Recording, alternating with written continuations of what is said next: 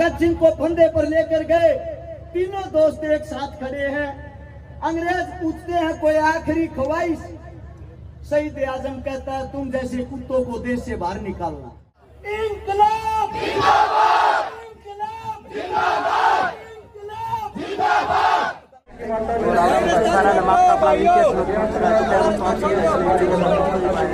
sekarang आए हुए हमारे 1 लाख रुपए की होगी। हाथ जोड़कर आप सबसे एक ही विनती है, उस बात की कीमत को समझे और सिर्फ 2 मिनट के लिए सभी मौन धारण करें, चुप होकर हर बात को समझने की कोशिश करें। आज 28 सितंबर शनिवार का दिन, जिस दिन शहीद आजम भगत सिंह जी ने जन्म लिया था, 28 सितंबर 1907 को, उस दिन भी शनिवार ही था। आज के दिन सुबह के टाइम 9 बजे सरदार किशन सिंह, उनके एक सपुत्र हुआ जिसका नाम था भगत सिंह। भगत सिंह का नाम भगत सिंह क्यों रखा गया? जिस दिन भगत सिंह का जन्म होया, उसका काका और उसका पिता दोनों जेल के अंदर थे। भगत सिंह के जन्म लेते ही दोनों की जमानत हो गई थी, दोनों जेल से बाहर आए थे। तो उसकी दादी ने लाड चाव में रखा था, मेरा पुत्र बड़ा भागा वाला है। भागा वाला से भगत नाम रखा गया। अब सब ये तो जानते हैं भगत सिंह ने हमारे लिए कुर्बानी दी थी, जेल गया था, फांसी के फंदे पर झूला था। लेकिन भगत सिंह था कौन? ये बात बहुत कम आदमी जानते हैं।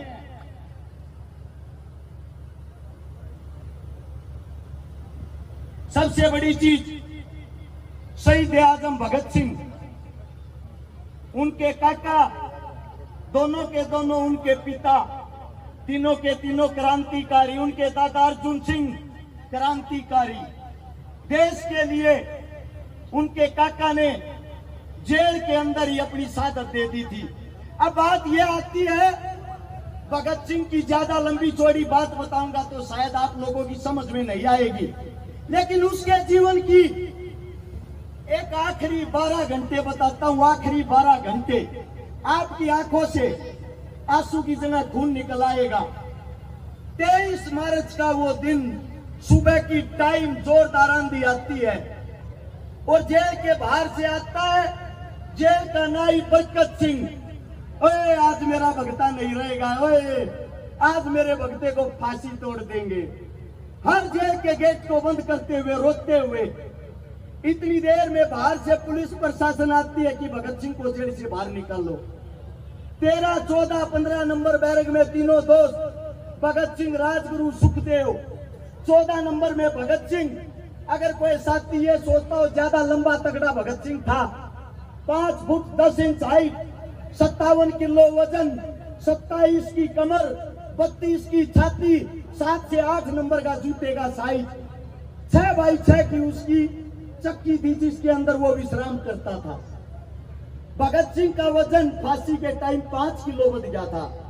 भगत सिंह को फांसी के लिए बाहर निकालते हैं और बाहर निकालकर जब फंदे की तरफ लेके जाते हैं, वो टाइम था शाम के 7:30 बजे का। भगत सिंह को फंदे पर लेकर गए, तीनों दोस्त एक साथ खड़े हैं। अंग्रेज पूछते हैं कोई आखिरी ख्वाहिश? शहीद आजम कहता है तुम जैसे कुत्तों को देश से बाहर निकालना। अंग्रेज कहते हैं इससे दूसरी कोई ख्वाहिश? भगत सिंह कहता है एक बारी तीनों दोस्त गले मिलना चाहते हैं। तीनों दोस्तों के हाथ खोल दिए जाते हैं, तीनों गले मिलते हैं। गले मिलते ही बड़े खुश होते हैं, बड़े हंसते हैं और मुस्कुराते हुए कहते हैं मेरे दोस्तों अगले जन्म में फिर मिलेंगे। तीनों फांसी के फंदे को चूमते हैं और तीनों जब फांसी के फंदे को चूमते हैं, 7:30 से लेकर 7:33 पर उनको फांसी तोड़ दिया जाता है।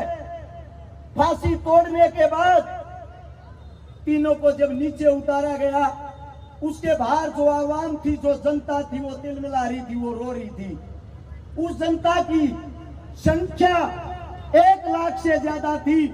अब यहीं से एक बात सोचना, वही लाहौर जेल है, उस जेल के अंदर जहां मैं खड़ा हूं, यहाँ भगत सिंह फांसी तोड़ा गया है, और उस जेल के चारों तरफ ये जो जनता अब बैठी है, ऐसे ही जेल को घेरे हुए 2 लाख से ज्यादा आदमी थे। अगर एक आदमी एक ईंट को उठाता, जेल नाम की वहां चीज नहीं बचती।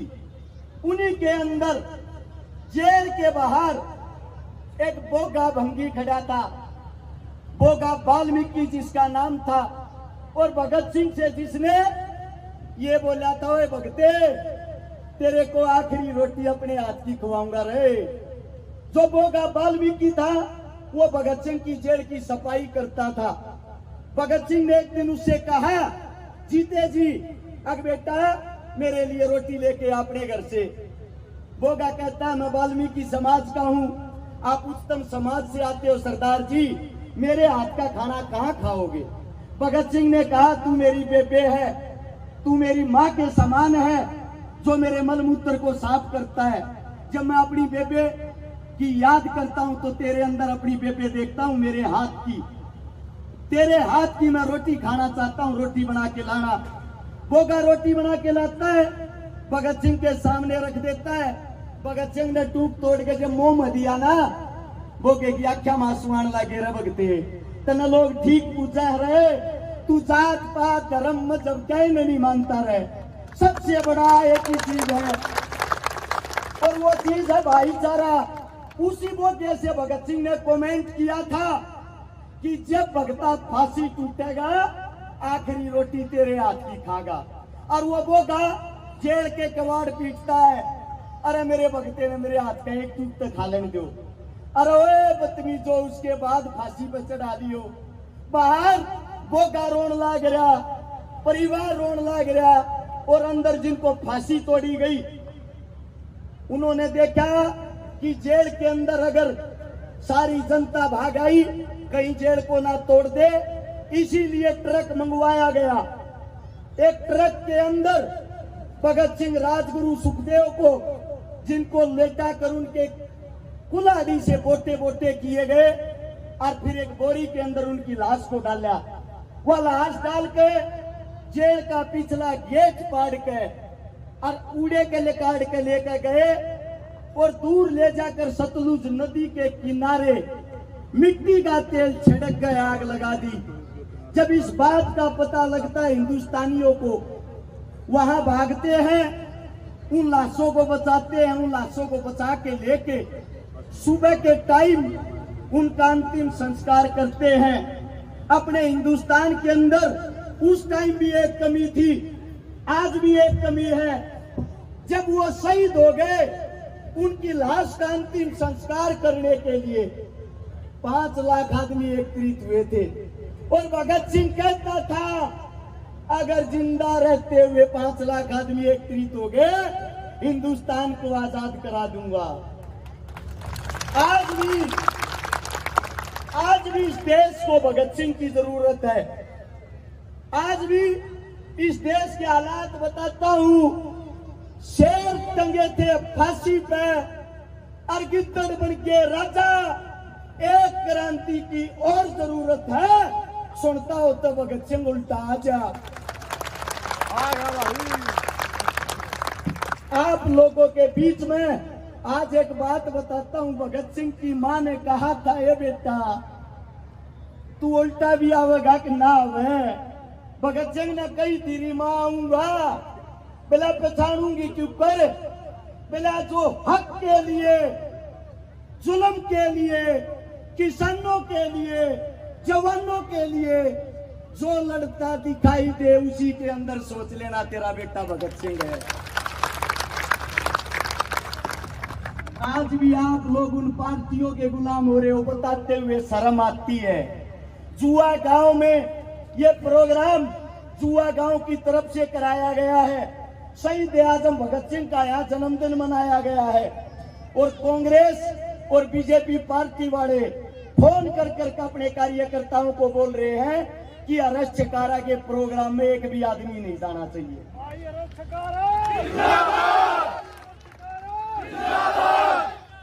लोगों के बीच में एक का बात कहने लग रहा हूं, एक का बात इसको समझने की कोशिश करना।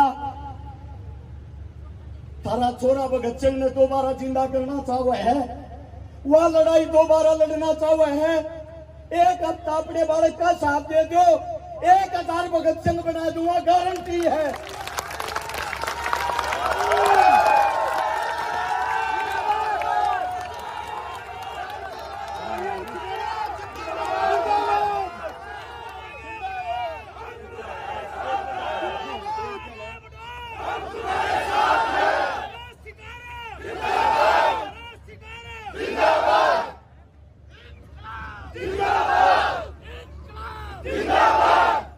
आप सभी के बीच में एक ही बात कहना चाहता हूं, कांग्रेस आए या बीजेपी आए, सिस्टम के अंदर कोई सुधार जब तक नहीं होगा, जब तक जवान का, किसान का, मजदूर का, दलित का बेटा स्वयं सत्ता की कुर्सी पर नहीं बैठेगा।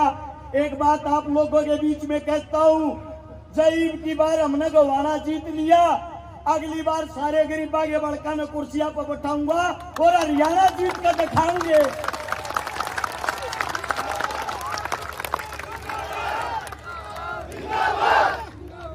हाथ जोड़ के एक अपील करना चाहूं, जो मेरी तमाम सरदारी काका, ताऊ, भाई, बंधु, माँ जितने भी बैठे हैं, 28 तारीख से 5 तारीख का चुनाव है, कल 29 तारीख तक सब अपने आप ना रश्यकारा समझ के सिर्फ एक हफ्ता चुनाव लड़के दिखा दो।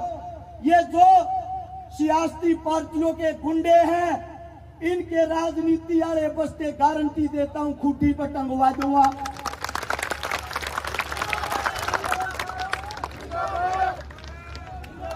थारा बेटा हाथ जोड़ के थारते एक विनती करने लग रहा है, जो लड़ाई शहीद आजम भगत सिंह, राजगुरु सुखदेव, चंद्रशेखर आजाद जी आधी अधूरी छोड़ के गए थे, 8 तारीख को अगर तुम्हारा बच्चा विजयी घोषित हुआ, 9 तारीख तो वह लड़ाई दोबारा शुरू कर जाएंगे।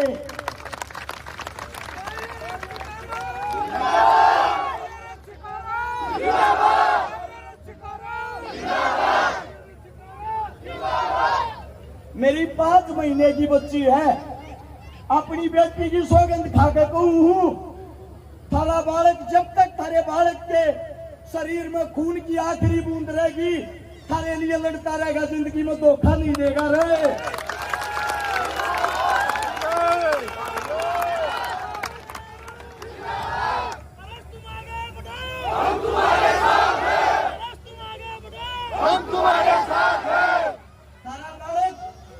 पैसे तब होता हो सके है, लड़ाई तय दिल तय किसी नेता मंत्री तब होता नहीं से, तम गल खड़े हो लो, सारे नेता मंत्री आगे कड़कड़े का काट दूंगा, गारंटी है।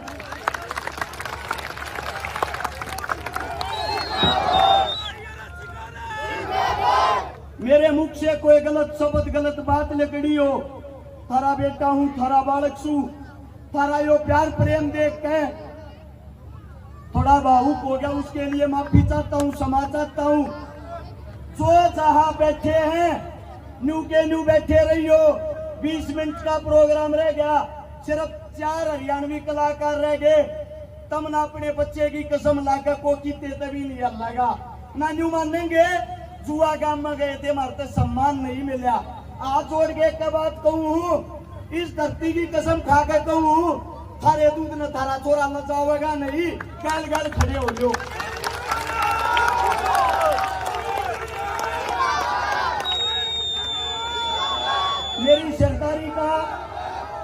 मेरी सरदारी का धन्यवाद है। और एक आवाज एक साथ ऊपर बैठे भगत सिंह ने सुननी चाहिए, जो उनके आखिरी शब्द थे इंकलाब जिंदाबाद। मैं बोलूंगा इंकलाब और आप सब एक साथ बोलोगे जिंदाबाद। तैयार हो? इंकलाब जिंदाबाद, इंकलाब जिंदाबाद, इंकलाब जिंदाबाद। धन्यवाद आप सबका। अबे